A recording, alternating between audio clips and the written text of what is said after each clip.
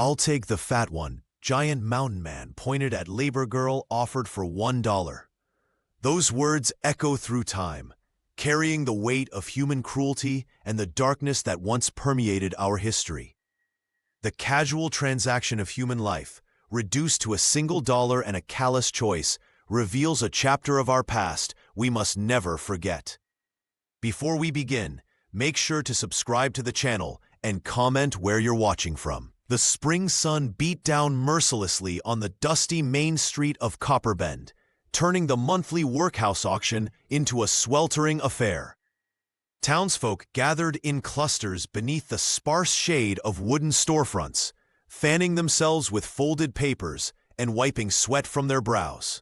The auction had become something of a spectacle in recent years, a place where the more fortunate could secure cheap labor while entertaining themselves with the misfortune of others. Maria Brown stood at the far end of the line, trying to make herself smaller despite her broad frame. Coal dust still clung to her shoulders and the creases of her neck, despite her attempts to wash it away that morning. The workhouse matron had given each girl 5 minutes with a basin of cold water, hardly enough to scrub away months of grime from the mines.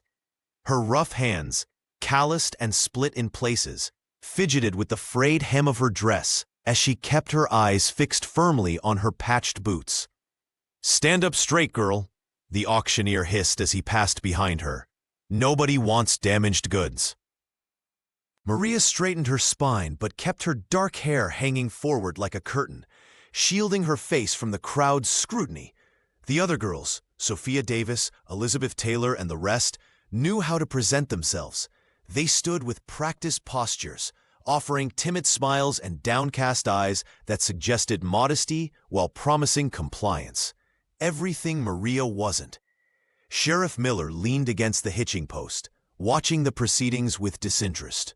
A few paces away, Samuel Peterson's wagon creaked as he shifted his weight, his kind eyes occasionally meeting Maria's before darting away in what might have been pity. The monthly auction was just another fixture of Copperbend life, like church on Sundays or the occasional brawl at the saloon. "This month we have 8 fine workers," the auctioneer announced, his voice carrying across the dusty street, "all trained in household duties and ready to serve." The lie hung in the air. Maria had never been allowed near fine china or delicate linens. Her strength had relegated her to the coal yard, the laundry vats, and occasionally the stables. The crowd's faces showed a peculiar mix of boredom and cruel anticipation. Some fanned themselves lazily, while others leaned forward, eyes glinting with the thrill of the bargain to come. To them, these girls were no different from the livestock auctioned off on Thursdays, just another commodity to be assessed, bid upon, and put to work. Maria's throat tightened as she felt herself being sized up and dismissed. In all her 19 years, she had never felt more like cattle than she did standing in that line, waiting for someone to decide if she was worth even a single dollar. One by one, the auctioneer, the portly man with a voice that carried across the dusty square, called out names from his ledger. The crowd of Copperbend townsfolk shifted their weight from foot to foot, sizing up each girl with calculating eyes. Sophia Davis, 17, Goodwill. Another flurry of bids followed, with the blacksmith's family winning her services for $2.50. Maria Brown kept her gaze fixed on her worn boots, counting the scuffs and tears to distract herself from the inevitable. Each successful auction drove her heart lower in her chest. The workhouse girls disappeared one by one, claimed by families needing help with children or housework, tasks requiring delicate hands and gentle dispositions. Everything she wasn't. The crowd's attention drifted as the more desirable girls found placements. A few men spat tobacco juice into the dirt. Children chased each other between adults' legs, bored with the proceedings. Maria could feel the simmering laughter, the sideways glances. She was always left for last. When only Maria remained on the auction block, the auctioneer cleared his throat uncomfortably. "Maria Brown, 19, strong back, used to heavy work," he announced, his enthusiasm noticeably diminished. Starting bid, $1? The silence that followed was thick enough to cut with a knife. Nobody moved.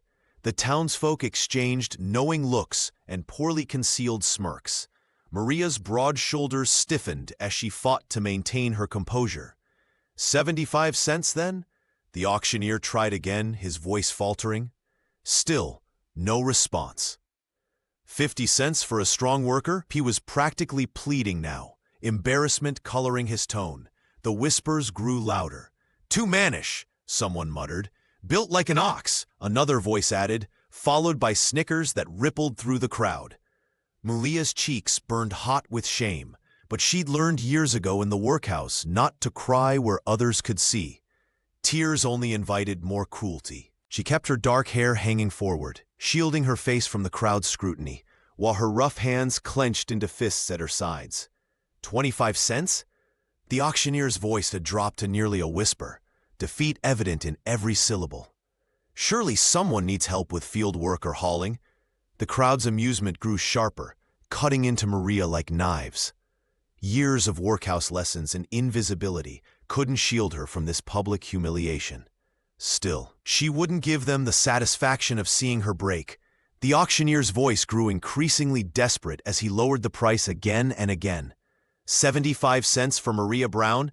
Silence hung in the dusty air. 50 cents? A few snickers rippled through the crowd. 25 cents, folks. That's less than a decent meal. The townsfolk of Copperbend exchanged amused glances, some openly laughing now at Maria's humiliation. Maria kept her eyes fixed on her worn boots, knuckles white as she gripped her threadbare dress. The coal dust embedded in her calloused hands wouldn't wash away no matter how hard she scrubbed. Each passing second of silence burned like fire against her skin. Anyone at all?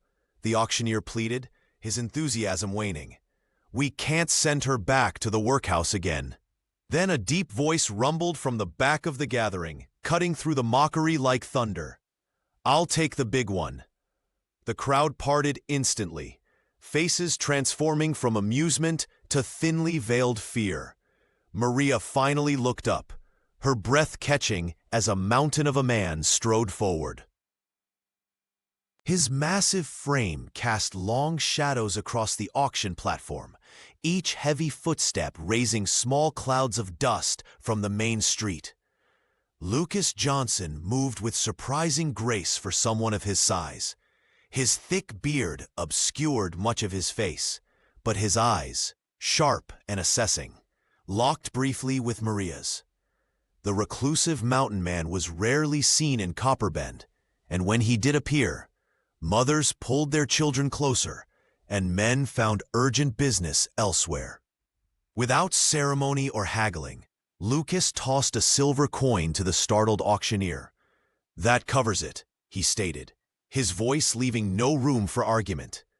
The auctioneer fumbled with the coin, clearly relieved to conclude the uncomfortable auction. Sold to Mr. Johnson, he announced, his voice unnaturally high. Lucas approached the platform where Maria stood frozen. With hands that could easily crush stone, he lifted her as though she weighed nothing more than a sack of flour. Maria gasped, instinctively grabbing his shoulder for balance as he deposited her in the back of his waiting wagon. Hold tight, he muttered, the first words directed at her personally. As Lucas took the reins, Maria felt the collective stare of Copperbend burning into her back. Whispers erupted behind them, some pitying, others speculating on her fate with the fearsome mountain man. Sheriff Miller watched with narrowed eyes, but made no move to intervene. The wagon wheels creaked into motion, carrying them away from town toward the looming darkness of Penance Ridge. Maria clutched the wooden side of the vehicle, stealing glances at the broad back of the man who had just purchased her for less than the price of a bottle of whiskey. The wagon creaked and groaned as it climbed the winding mountain path, leaving Copperbend far below. Maria Brown clutched the wooden side rail, her knuckles white with tension. The afternoon sun filtered through pine branches overhead, casting dappled shadows across her worn dress. Not a word had passed between them since they'd left town, just the steady rhythm of hooves and the occasional snort from the chestnut mare pulling them upward. Maria stole furtive glances at Lucas Johnson's broad back, his massive shoulders strained against his homespun shirt as he handled the reins with surprising gentleness. This mountain giant had purchased her for 25 cents, less than the price of a decent meal at the town's only diner. What did he want with her? The workhouse rumors about mountain men made her stomach knot with dread. "Almost there," Lucas said, his deep voice startling in the stillness. They were the first words he'd spoken since the auction. The mare labored up the final stretch as dusk transformed the sky into ribbons of purple and gold. Shadows lengthened across Pennant's Ridge, and a cool mountain breeze carried the scent of pine and wood smoke. Finally, they rounded a bend, and Maria saw it. A sturdy log cabin nestled against the mountainside, smoke curling from its stone chimney. Lucas brought the wagon to a halt and set the brake. He moved with deliberate care as he approached her side, his bearded face unreadable in the fading light. "Let me help you down," he offered, extending his enormous hands. Maria hesitated, then allowed him to lift her. His gentleness surprised her as he set her feet on solid ground, nothing like the rough handling she'd endured at the workhouse. The unexpected care in his touch left her momentarily speechless. "This way," the mountain man said, leading her toward the cabin. Inside, Maria stopped in her tracks. Instead of the crude bachelor's hovel she'd expected, she found herself in a clean, well-ordered home. A fire crackled in the stone hearth, and a pot of stew bubbled fragrantly above the flames. Handcrafted furniture, a table, chairs, and shelves lined with preserved goods filled the main room.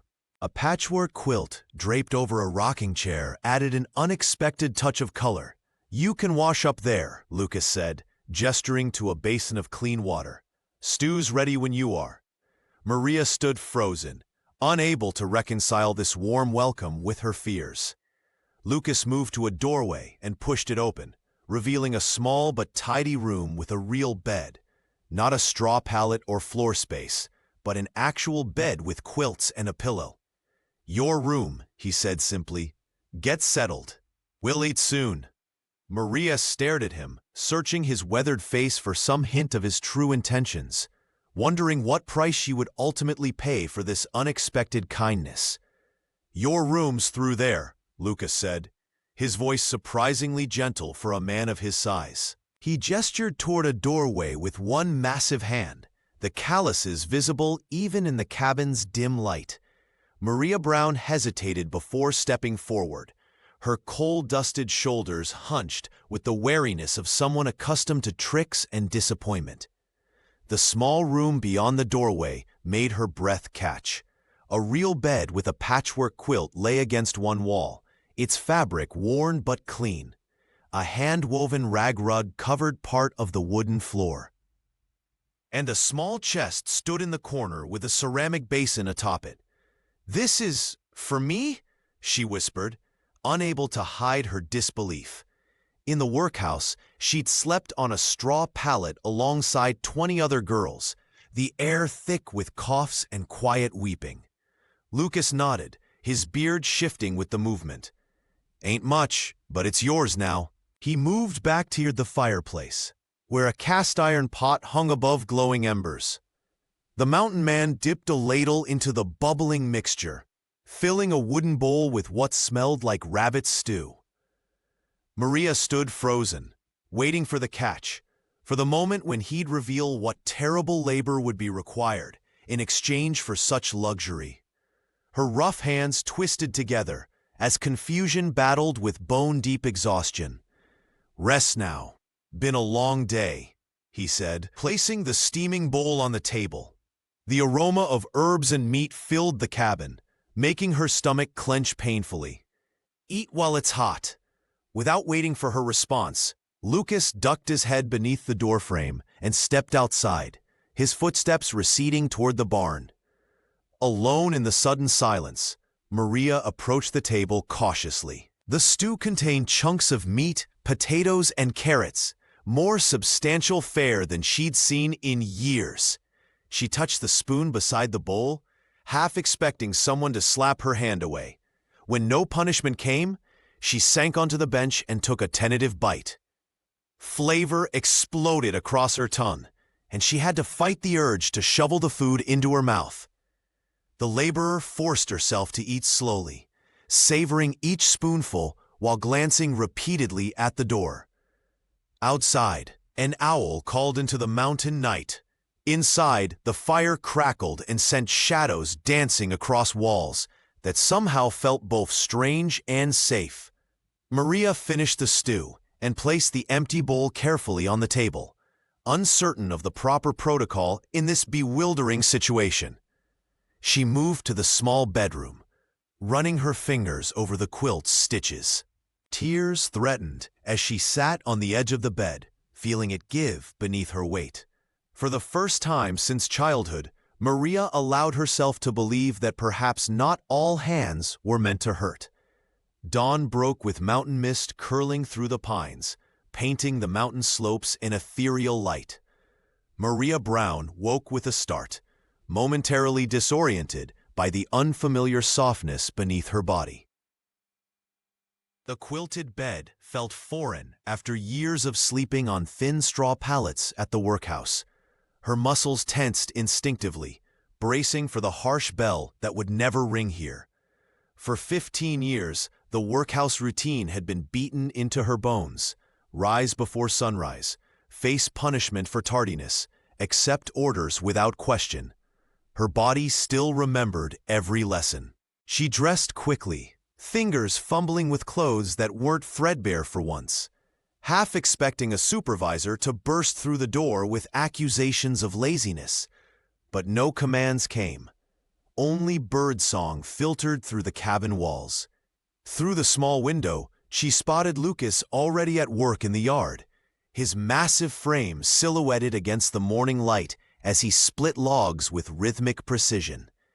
Each swing of his axe sent wood flying in perfect halves.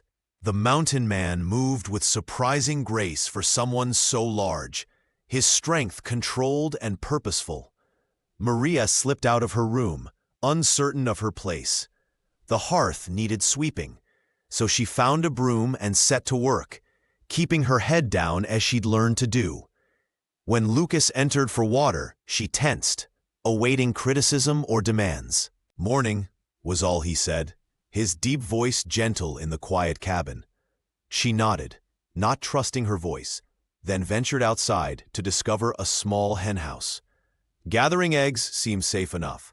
The hens clucked softly as she reached beneath them, filling her apron with warm, brown treasures.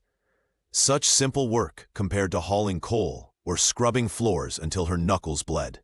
When she returned, the mountain man was preparing a simple breakfast. He took the eggs with a nod of silent approval, his beard hiding what might have been a smile. No harsh words followed, no demands for more work or criticism of her technique. They ate in silence, Maria stealing glances at her unlikely benefactor. His hands, massive yet capable, handled a delicate cup with surprising care. The cabin around them spoke of a man who valued order. Tools hanging in precise arrangements, shelves stocked methodically, floors swept clean. As the day progressed, Maria found herself waiting for the other shoe to drop. Surely he would reveal his true nature soon, as all masters eventually did. But Lucas merely went about his business, occasionally showing her where things belonged or how something worked, never raising his voice or showing impatience. By evening, Maria realized she'd gone an entire day without being shouted at, threatened, or belittled. A strange new feeling that left her more unsettled than comforted. A week passed, and Maria Brown found herself settling into an unfamiliar routine at the mountain cabin. Each morning, she'd rise with the sun, expecting harsh commands that never came. Instead, Lucas Johnson worked quietly alongside her, their days flowing with an unspoken rhythm that left her constantly off balance. "The pump needs priming before it'll give water," Lucas explained one morning, his massive hands demonstrating with surprising gentleness. "Like this, not too fast." His voice was low and patient as Maria's smaller hands mimicked his movements, coaxing clear water from the stubborn mechanism. In the garden, the mountain man showed similar care. "Hold the hoe like you're shaking hands with it," he instructed, adjusting her grip. "Let the tool do the work." His enormous frame cast a shadow over the vegetable rows as he demonstrated, then stepped back to watch Maria master the technique herself. The workhouse had taught her to expect criticism, but Lucas offered only quiet nods of approval when she completed tasks correctly. His silence wasn't threatening. It was peaceful, allowing Maria to breathe freely perhaps for the first time in years. As days passed, she began to notice the careful organization of the cabin. Shelves lined with jars of preserved fruits and vegetables stood in neat rows, labeled in a surprisingly elegant hand. Tools hung on the wall in precise order, smallest to largest, with outlines drawn behind each one to mark its proper place. The floors were swept clean each evening, and even the woodpile was stacked with mathematical precision. This wasn't the chaotic dwelling of a wild mountain hermit that townsfolk whispered about. It was a home maintained with extraordinary care.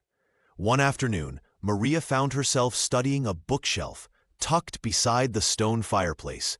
Volumes of poetry sat alongside practical guides to farming and medicine.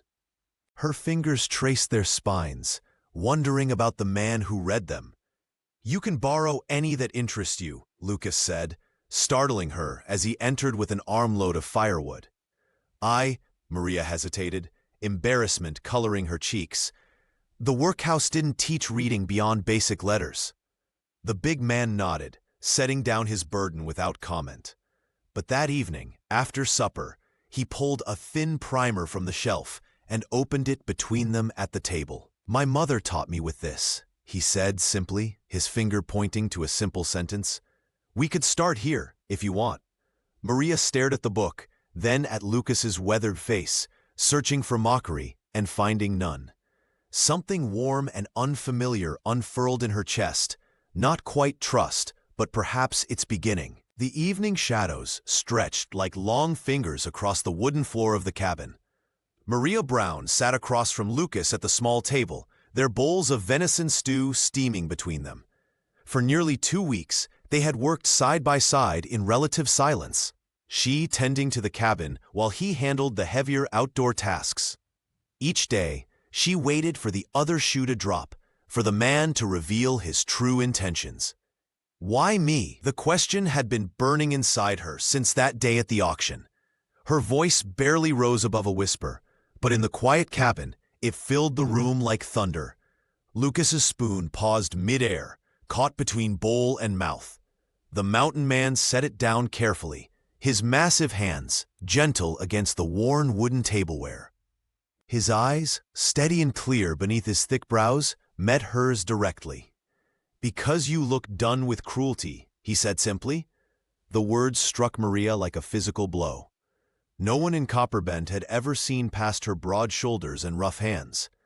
No one had noticed how the workhouse had hollowed her out year after year. "Everyone else wanted the pretty ones, the delicate ones," Lucas continued, his deep voice softening.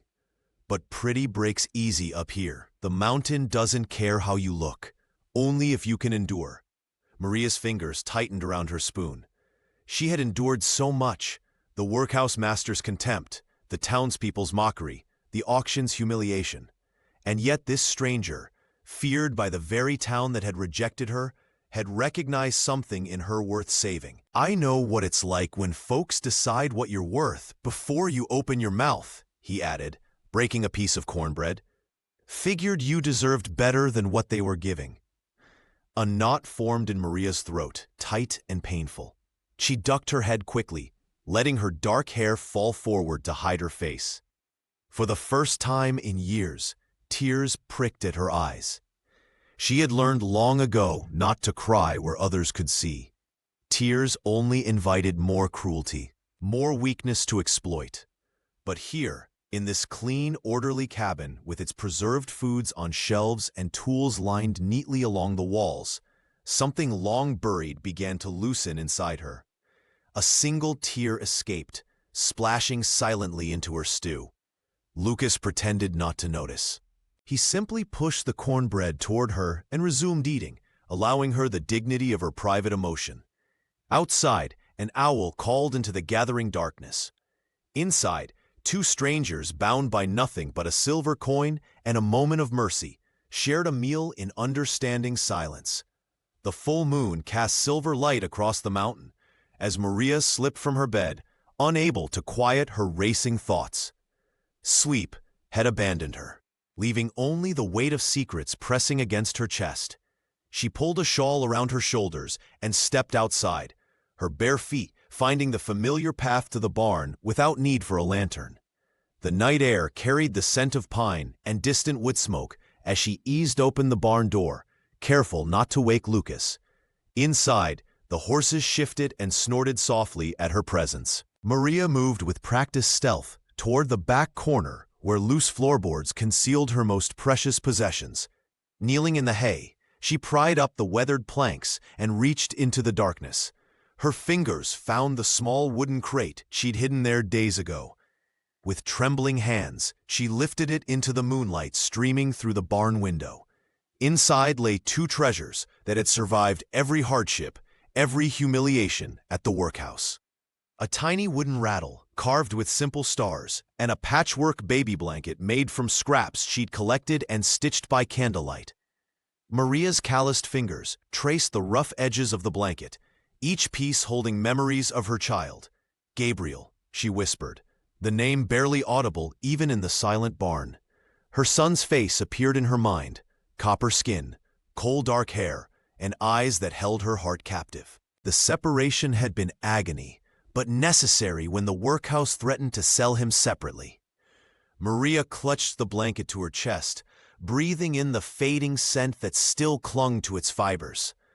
Through the barn door, she could see Copper Bend's distant lights twinkling in the valley below. Somewhere in that direction, her boy was hidden with people she'd paid to keep him safe. People who might not be as kind as they promised. Guilt gnawed at her conscience. Lucas Johnson had shown her nothing but decency since bringing her to this mountain home. He offered shelter, respect, and a gentleness she'd never expected from someone so feared by townsfolk. Yet here she sat, harboring a secret that could shatter this fragile peace. If she told him about Gabriel, would he send them both away? Or worse, would he report them to authorities who might separate them forever? The mountain man's kindness seemed genuine, but Maria had learned through bitter experience that men's goodwill often had limits. She returned the treasures to their hiding place, covering them carefully with the floorboards. Standing in the moonlight, Maria faced the crossroads before her. Run now while she could, taking her chances on the open road, or trust that this unexpected sanctuary might be large enough to hold her complete truth. Dawn would come soon, and with it, decisions that could not be delayed much longer. The next morning, Maria Brown was sweeping the cabin porch when the familiar creak of wagon wheels broke the mountain silence. Her heart lurched in her chest as she spotted old Samuel Peterson's weathered vehicle rattling up the narrow path, dust billowing behind the tired horses. There was something different about his posture today. He sat straighter, more purposeful, with a small bundle carefully tucked beside him on the bench. Lucas Johnson emerged from the barn, his massive frame casting a long shadow across the yard. Though his expression remained impassive, Maria noticed the slight tension in his shoulders as he approached the wagon, one hand resting casually near his belt. "Morning, Samuel," Lucas called, his deep voice carrying across the clearing. "Didn't expect visitors today." The older man nodded respectfully. "Got something that couldn't wait, Lucas. Something important." His eyes shifted meaningfully toward Maria, who had frozen in place, her knuckles white around the broom handle. As Samuel's wagon came to a halt, the bundle beside him shifted beneath the worn blanket. A small hand appeared, pushing aside the fabric, and then a voice, tiny but clear, called out a single word that shattered the mountain stillness. "Mama!" Maria dropped the broom and ran, her legs nearly giving way beneath her. Tears streamed freely down her face as she reached the wagon, arms outstretched. Samuel gently lifted the small boy toward her, and Maria clutched her son to her chest, burying her face in his cold dark hair. "Gabriel," she whispered, her voice breaking. "My Gabriel." The child, no more than 3 years old, wrapped his arms tightly around her neck, his copper skin warm against hers. He smelled of dust and pine and something sweet, perhaps the candy Samuel had given him for the journey. Maria couldn't stop touching his face, his hair, reassuring herself he was real. Lucas approached slowly, his expression softening as he watched the reunion. The mountain man stood awkwardly to one side, giving them space while remaining close enough to offer protection. "He's been asking for you," Samuel said quietly. "Kept saying Mama over and over at the orphanage. Sister Mary knew who he meant right away." He glanced toward the town below. "Couldn't keep him there anymore, not with what's brewing." Maria looked up, still cradling Gabriel against her shoulder. The boy had already settled against her, small fingers playing with the collar of her dress, as though he'd never been separated from her at all. "What do you mean?" Lucas asked, his voice low and cautious. "What's brewing?" Samuel's weathered face grew grave as he leaned forward, speaking just loud enough for them to hear. The news he carried would shatter their fragile peace. But for this moment, this precious moment, Maria had her son in her arms again, and nothing else mattered. Samuel Peterson's weathered face was drawn with worry as he leaned toward Lucas Johnson, his voice barely above a whisper. The old man glanced repeatedly at the road behind him, as if expecting pursuers at any moment. "There's trouble brewing," Samuel muttered, his fingers nervously tapping the side of his wagon. "Folks west of here posted a bounty asking after a mixed-blood toddler. Don't know who's behind it, but they're asking pointed questions, showing drawings that look an awful lot like your boy." Maria clutched Gabriel tighter to her chest, feeling his small heart beating against hers. The child's copper skin seemed to glow in the afternoon light, his cold dark hair curling against her neck as he nestled closer, unaware of the danger surrounding him. "How much time do we have?" she asked, her voice trembling despite her efforts to stay strong. Samuel shook his head.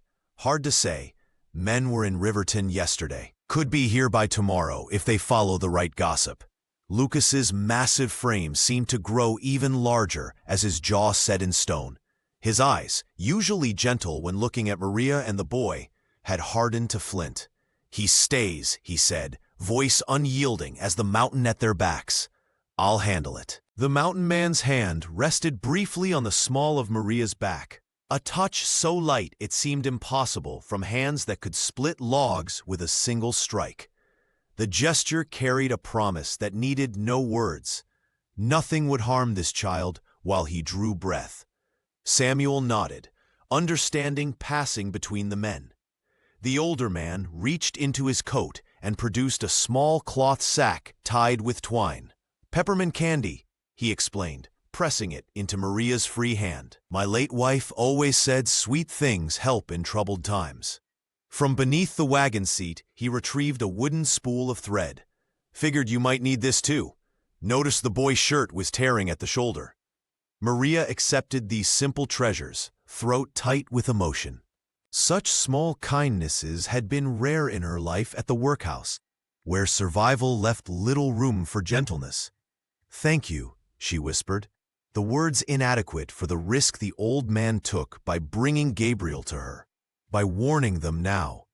Samuel tipped his hat, then flicked the reins. The wagon creaked and rolled away down the mountain path, dust rising behind the wheels. The three of them, Maria, Lucas, and Gabriel, stood watching until he disappeared around the bend. The weight of secrets hung heavy in the mountain air, pressing down like the storm clouds gathering on the western horizon. Maria felt Gabriel stir against her shoulder, his small hand patting her cheek as if sensing her distress. "Mama," he murmured sleepily, and the simple words steeled her resolve. Whatever came for them, she would not lose him again. That night, the cabin on Pennant's Ridge glowed with warmth, unlike any it had known before. Maria Brown sat in the rocking chair Lucas had crafted last winter, cradling Gabriel against her chest as she hummed a melody her own mother had sung long ago. The toddler's eyelids grew heavy. His small fingers curled around a lock of her dark hair, tugging gently as sleep claimed him. "He has your eyes," Lucas whispered, his massive frame hunched over by the hearth. Hands working methodically on the half-finished cradle. Wood shavings curled around his boots as he shaped each piece with surprising delicacy for a man his size. Maria nodded, throat too tight for words. After years of emptiness, the weight of her son in her arms felt like the world being set right again. Every breath Gabriel took, every tiny snore that escaped his lips, was a miracle she had stopped believing could happen. "I never thought I'd hold him again," she finally managed, voice barely audible above the crackling fire. "When they took him from me at the workhouse," Lucas paused his work, setting down his carving knife. "Nobody's taking him again." The simple declaration carried the weight of a solemn oath. Outside, an owl called into the darkness, and Maria tensed instinctively, arms tightening around Gabriel. Her eyes darted to the window, scanning the blackness beyond the glass. The mountain man noticed her fear, rising to his feet to check the door's lock before drawing the curtains closed. "We're safe here," he assured her, though his own gaze lingered on the rifle mounted above the doorway. Maria gently laid Gabriel on her bed, surrounding him with pillows so he wouldn't roll. The child's copper skin glowed in the lamplight, his coal dark hair falling across his forehead in wisps. She traced the curve of his cheek with trembling fingers. "Samuel said people are asking questions," she whispered, fear creeping back into her voice. "What if they come looking?" Lucas returned to his work, the rhythmic scrape of his knife against wood filling the silence before he answered. "Then they'll find 3 people who belong together." His words were simple, but carried an unmistakable resolve. Maria watched as he tested the fit of 2 cradle pieces, his movements deliberate and sure. Each stroke of his knife, each careful measurement seemed to reinforce an unspoken promise that this home would stand against whatever storm approached. Gabriel stirred in his sleep, mumbling something that sounded like "mama" before settling again. For the first time since being purchased at auction, Maria felt tears of joy rather than sorrow track down her cheeks. "Thank you," she said to the mountain man who had changed everything. Lucas simply nodded, continuing his steady work on the cradle that would keep their boy safe through the night. Morning light streamed through the cabin windows, painting golden stripes across the wooden floor. Lucas Johnson stood by the hearth, wrapping Gabriel in a soft woolen blanket with surprising gentleness for hands so large. The mountain man's face, usually stern beneath his thick beard, had softened as he looked down at the toddler. "Boy deserves dignity," he told Maria, his voice low but determined. "Can't hide him away like he's something to be ashamed of." Maria Brown watched nervously, her fingers twisting in her worn apron. "The town won't take kindly to seeing him with us." "That's why they need to see him," Lucas replied, lifting Gabriel onto his hip with practiced ease. "People fear what they don't know." He helped Maria onto the wagon before mounting his horse, carefully positioning Gabriel before him in the saddle. The child's coal dark hair caught the sunlight as he giggled, tiny hands reaching for the horse's mane. The ride down from Pennant's Ridge was quiet, broken only by Gabriel's delighted exclamations at passing birds. As they approached Copperbend's main street, Maria felt her heart hammering against her ribs. Every face that turned toward them sent waves of anxiety through her body. Townsfolk froze mid-step as Lucas rode proudly down the dusty street, the mixed heritage child clearly visible in his protective embrace. Women whispered behind raised hands. Men stopped their work to stare. The blacksmith's hammer fell silent, and even the saloon's piano notes died away. "It's the mountain man," someone whispered. "And that's the brown girl's child." Lucas dismounted outside the general store, helping Maria down from the wagon before striding inside with Gabriel on his arm. The bell above the door jangled, announcing their arrival to the stunned patrons within.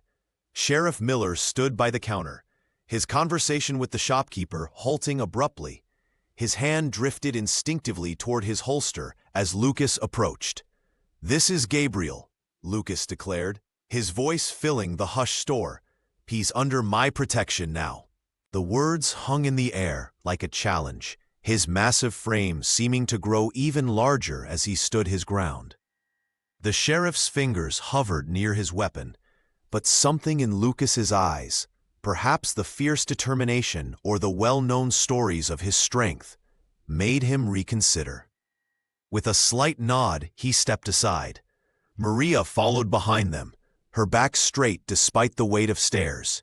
For the first time since arriving in Copperbend, she didn't lower her gaze. Gabriel belonged here as much as anyone, and Lucas's unwavering stance gave her courage she hadn't known she possessed. As they completed their purchases and left the store, the whispers followed them, but Lucas's presence created a protective bubble around their small family. By claiming Gabriel publicly, he had drawn a line that even the most prejudiced hesitated to cross. The knock came at dusk, 3 sharp raps that made Maria Brown clutch Gabriel tighter to her chest.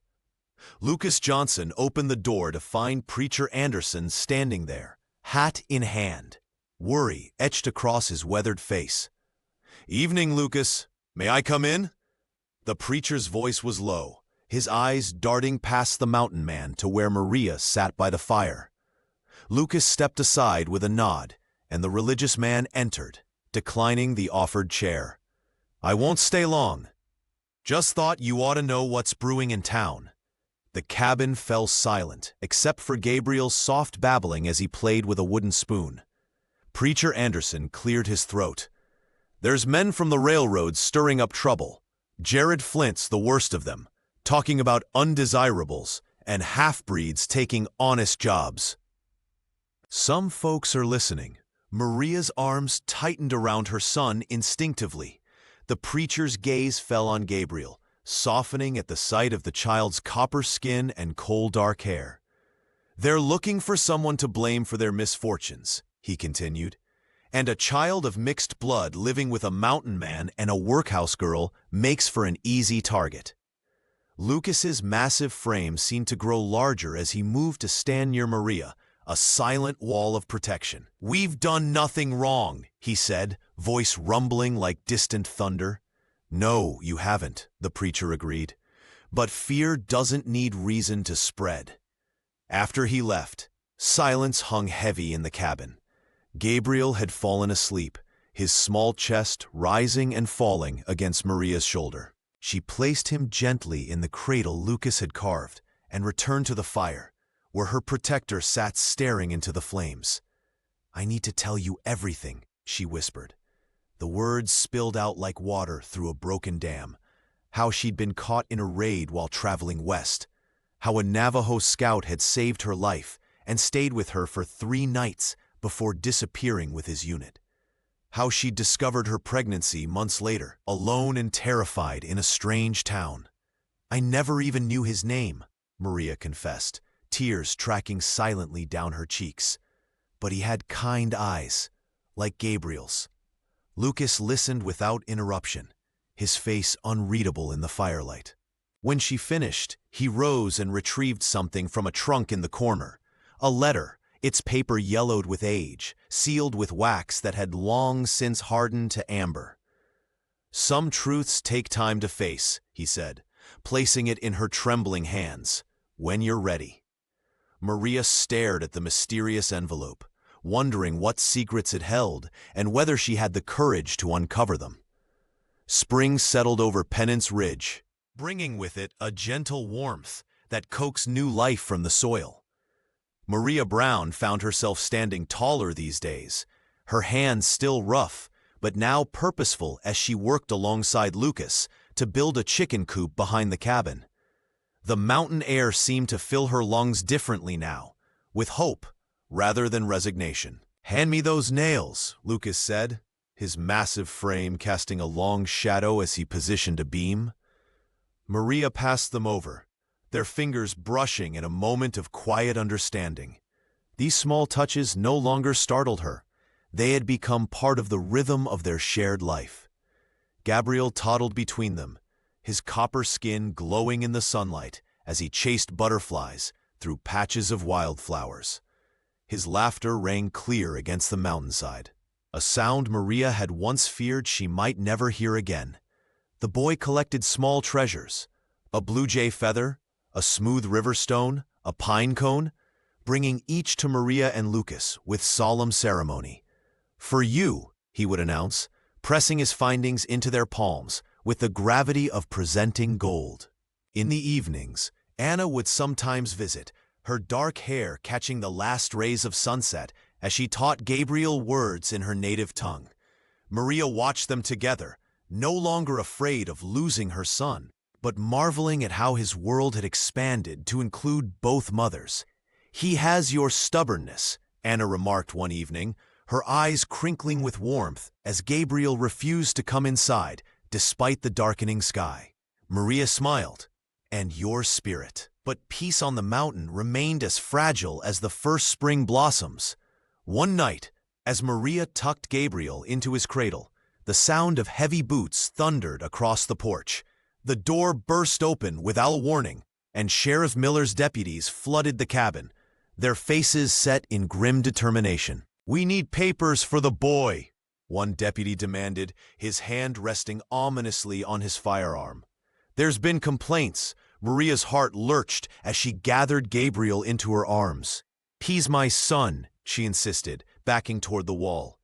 "That ain't what we heard," another man growled, advancing. "Railroad companies offering good money to settle this matter."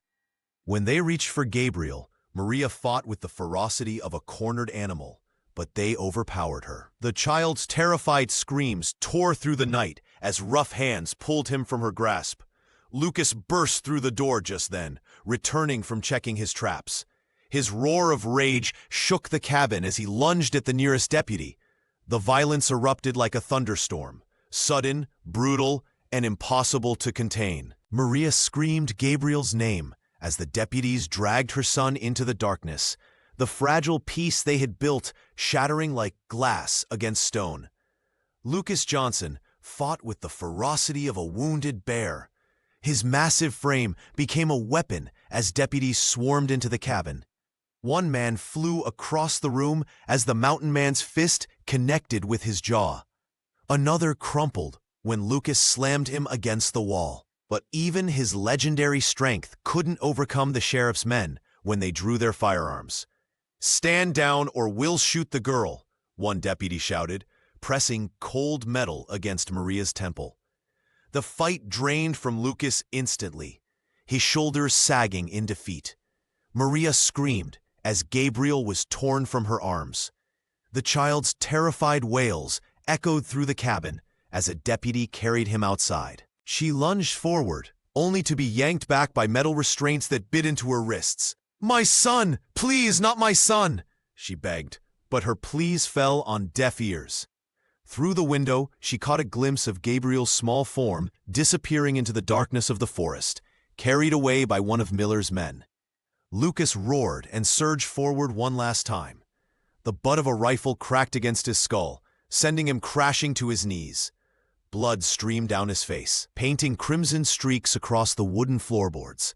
The deputies beat him mercilessly until he lay motionless, his breathing shallow, hands bound behind his back. "This ends now," Sheriff Miller declared, standing in the doorway. "The half-breed goes to proper authorities. The woman faces charges for harboring him illegally." They dragged Maria from the cabin, forcing her to step over Lucas's battered body. She twisted to look back at him, their eyes meeting briefly, a silent promise passing between them, before she was shoved into the sheriff's wagon. The ride to town was a blur of tears and terror. All Maria could think about was Gabriel alone in the darkness, frightened and calling for her. The cold stone walls of the jail cell closed around her like a tomb as Sheriff Miller turned the key in the lock. "You brought this on yourself," he muttered before walking away. Maria sank to the floor, chains rattling as she hugged her knees to her chest. The cell's single window offered a sliver of moonlight that did nothing to warm the chill in her bones. She whispered prayers into the darkness, begging any god who would listen to keep her son safe. By morning, word of the night's violence had spread through Copper Bend like wildfire. Townsfolk gathered in small clusters outside the general store and church, arguing in hushed voices. Some defended the sheriff's actions, citing law and order. Others questioned whether tearing a child from his mother served any justice at all.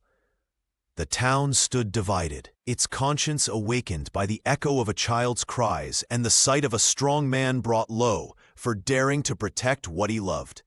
The cold stone walls of the jail cell seemed to close in around Maria Brown as she huddled on the thin mattress, her thoughts consumed by Gabriel. Where was her son now? Was he safe? The uncertainty gnawed at her more painfully than the iron shackles ever could. Preacher Anderson's arrival brought a momentary reprieve. The slender man of God slipped past the drowsy deputy with quiet determination, carrying a worn Bible and a small parcel wrapped in brown paper. "I brought you something to eat," he said, passing the bundle through the bars. "And something more important, hope." Maria unwrapped the bread and cheese with trembling fingers. "They took my boy," she whispered, her voice breaking. "I don't even know if he's alive." The preacher settled on a wooden stool outside her cell. "Faith carries us when our legs cannot," he said gently. "Shall we pray together?" Their voices joined in quiet prayer, and then, almost unconsciously, Maria began to sing a hymn her mother had taught her long ago. The melody wavered at first, thin and uncertain, but grew stronger with each note. The preacher's deep baritone provided a foundation for her trembling soprano. Outside the jailhouse window, a washerwoman paused, drawn by the haunting melody. Soon she was joined by the baker's wife, then the schoolteacher.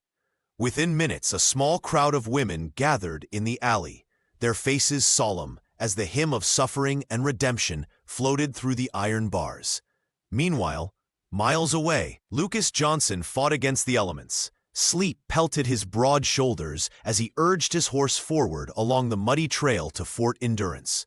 The mountain man's face was set in grim determination, his massive frame hunched against the biting wind. In his saddlebag, carefully wrapped in oilcloth, lay the yellowed letter and Gabriel's wooden rattle, proof of heritage and rights that no prejudice could rightfully deny. Each jolt of the horse's hooves sent pain through his bruised ribs, reminders of the deputy's batons. Night was falling as the fort's walls finally appeared through the curtain of sleet. Lucas dismounted with a grunt of pain, his boots sinking into mud as he led his exhausted horse toward the gates. "I need to see Agent Callahan and Thomas White," he announced to the sentry, water streaming from his beard. "It's about a child's rights under the treaty." The sentry hesitated, taking in Lucas's imposing figure and determined eyes. "It can't wait till morning," Lucas added, his voice leaving no room for argument. "A boy's life hangs in the balance." As the gates creaked open, Lucas squared his shoulders. The mountain man who had once sought solitude above all else now carried the fate of his newfound family. For Maria, for Gabriel, for the promise of justice that would bring them home. Fort Endurance stood like a sentinel against the vast wilderness, its weathered walls housing men who understood frontier justice better than most.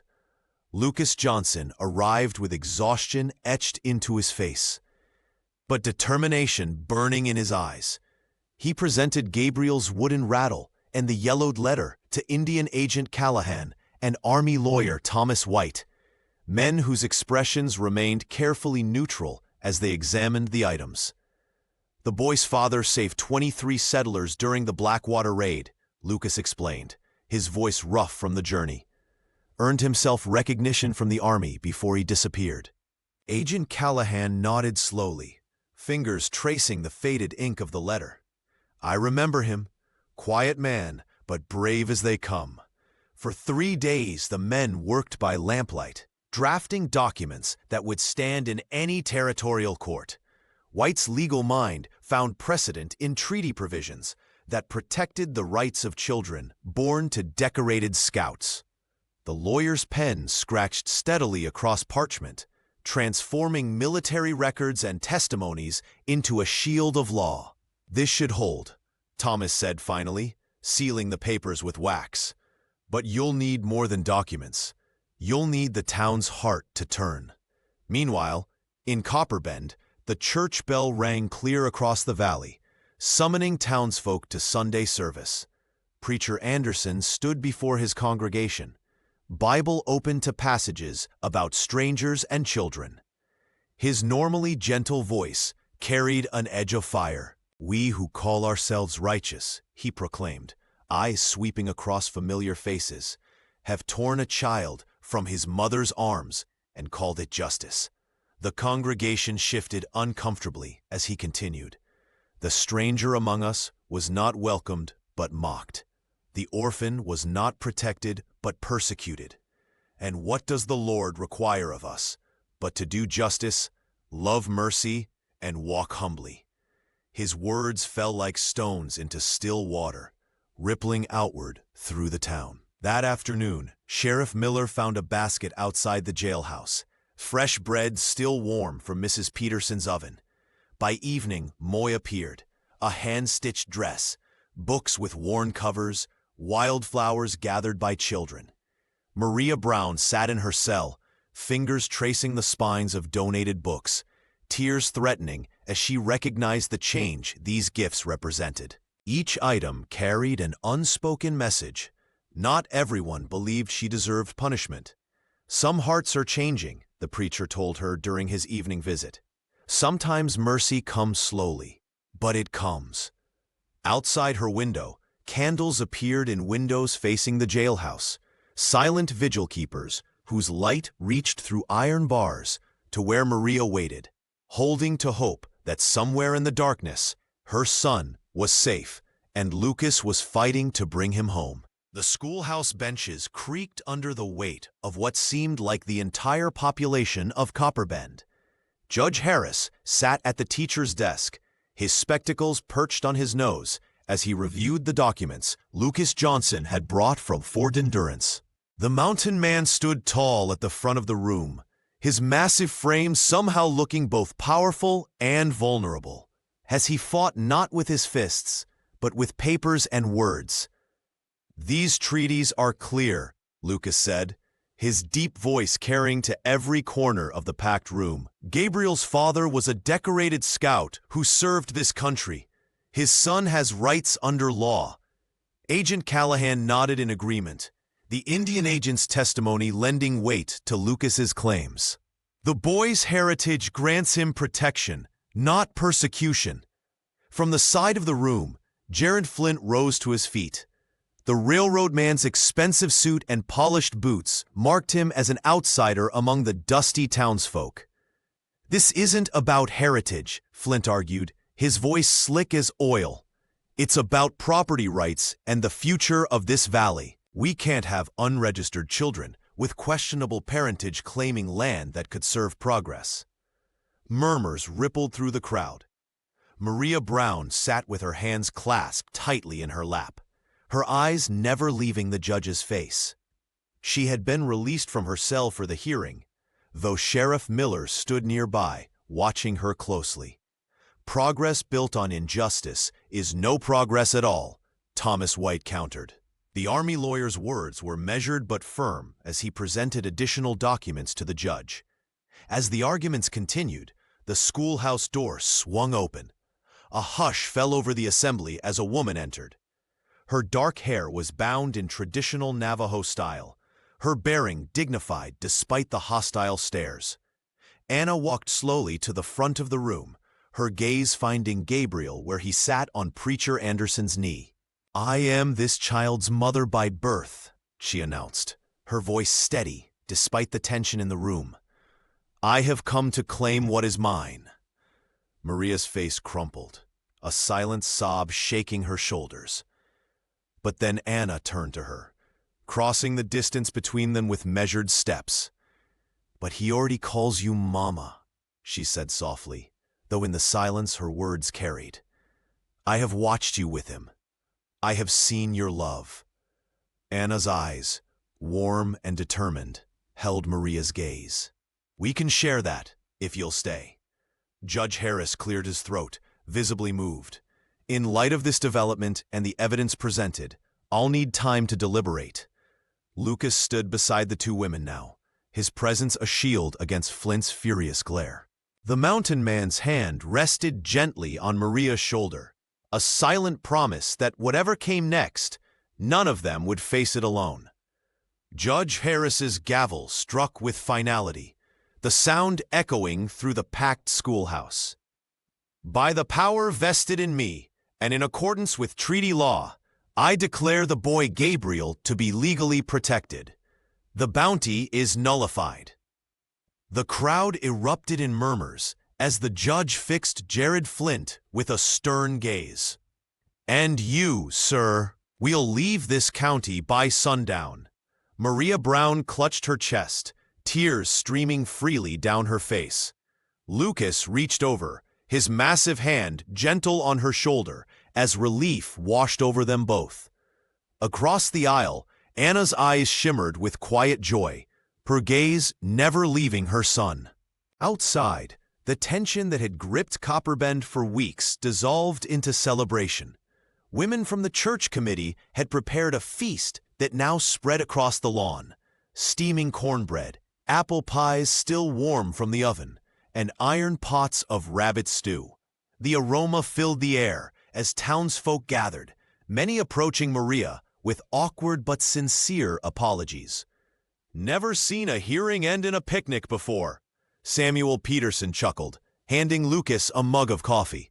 The mountain man nodded, his eyes tracking Gabriel as the toddler darted between groups of admirers, his copper skin glowing in the afternoon sun. Preacher Anderson moved through the crowd, shaking hands and offering blessings. The Lord works in mysterious ways, he told Maria, his weathered face creased in a smile. Sometimes he uses the most unlikely instruments to teach us mercy. As dusk settled over the valley, lanterns were lit across the church grounds. Gabriel had fallen asleep on a quilt, exhausted from the day's excitement. Anna and Maria sat side by side on a bench beneath an old oak, their hands tentatively finding each other. I never thought I'd see him again, Anna whispered, her voice steady despite the emotion in her words. When they took him from me at the fort, Maria squeezed her hand. He speaks of you in his dreams sometimes. I always told him his first mother loved him. Nearby, Lucas worked with quiet determination, his knife carving deep into a plank of pine. Wood shavings fell around his boots as the sign took shape. Mercy Ridge, all welcome here. Agent Callahan approached with Thomas White, both men nodding respectfully. The paperwork's filed with the territorial office, the lawyer said. No one will trouble your family again. As stars appeared overhead, the unlikely household gathered their belongings. Lucas lifted the sleeping Gabriel, cradling him with surprising tenderness. The three adults exchanged glances, no words needed for the understanding that had formed between them. They rode home together up the mountain path, the cabin's warm light guiding them. What they had built, this family forged in hardship and bound by love, stood as testimony that even in the harshest wilderness, mercy could find a home.